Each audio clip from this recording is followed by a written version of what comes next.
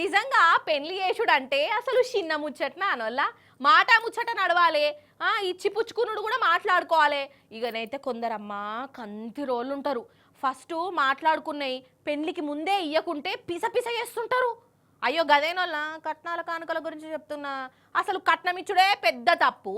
వాళ్లకు జైలు శిక్ష కూడా పడుతుంది. అయినా ఇచ్చేటోళ్ళు ఇయ్యకుండా ఉంటుర్రా, తీసుకునేటోళ్ళు తీసుకోకుండా ఉంటుర్రా. కాకపోతే వాటికి కానుక ఈనాము అని ముద్దుగా పిలుచుకుంటాండ్రు. అట్లుంటది మరి కథ. సరే గాని ఇప్పుడు మనము ఒక పెళ్లి కాడికి పోదాం రాను రోల్లా. ఇక ఆ పెళ్లిళ్ళ అప్పగింతల కార్యం చూస్తే మీరు పర్షాన్ అవ్వడు పక్కనోళ్ళ జల్దిన పోయి చూసేసి వద్దాము, పర్షాన్ వేసి వద్దాం రాండ్రి. రండి రండి రండి తోలుక రండి. తోలుకొచ్చేది పెళ్లి పిల్లను కాదు, పెళ్లి పిల్ల కంటే కూడా ఇంపార్టెంట్ పైసల కట్టలను అగగగగో పల్లెంలో పెట్టి మరీ తెస్తారు కదా. ఇక పెళ్లి కొడుకు కప్పయ్యపురి నీ కట్నం పైసలు నీకు ముట్టినాయి, మా బిడ్డ కూడా ముట్టింది, లెక్క పెట్టుకో, మంచిగా చూసుకో అని అప్ప చెప్పిన రోల్లా. అయితే రాజస్థాన్ రాష్ట్రంలోనొల్లా ఒక పెండ్లైతాంది. పెండ్లంటే ఎంత లేదనుకున్న కట్నాలు కానుకలు ఇనాములు గినాములు ఉంటాయి కదా. పెండ్లి పిల్ల వీళ్లకు గావురాల బిడ్డ కావచ్చు, 3 కోట్ల కట్నం ఇచ్చి మరీ లగ్గం చేస్తాండ్లు. ఇక 3 కోట్ల రూపాయలను కూడా పెళ్లి పిల్లలను తీసుకొచ్చినట్టే ఎంత భద్రంగా పట్టుకొత్తాను రోజుడు. మంచిగా పల్లెంలో పెట్టి పెళ్లి కొడుకు మీద గుమ్మరిచ్చిర్రు.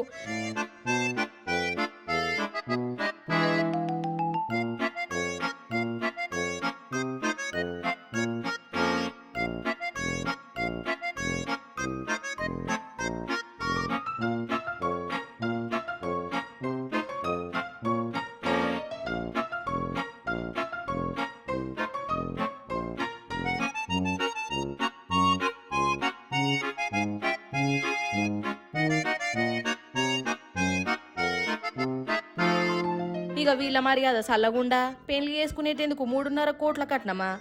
కట్నం ఇచ్చుడు తప్పు కదా. మిమ్మల్ని జైల్లేసుడే అంటే ఏమంటారు? ఇది కట్నం ఎందుకైతుంది, ప్రేమతోనిస్తున్న ఈనాము అల్లునికి ఈనామిచ్చిన తప్పేనా అని రివర్స్ అంటుంటారు. గట్లున్నది ముచ్చట. అసలు పెళ్లి కొడుకుని కాదోల్లా ఈ కట్నం ఇస్తున్న వీళ్ళను జైళ్లను కాలే కావచ్చు. అల్లునికి 1 కోటి రూపాయలు ఇట్లా పల్లెంలో పెట్టిస్తాండ్రంటే ఈడి వాళ్ళు వీళ్ళ ఇంట్లో చెక్కింగులు చేస్తే ఏ పాటు పైకి వెళ్తాయో కదా.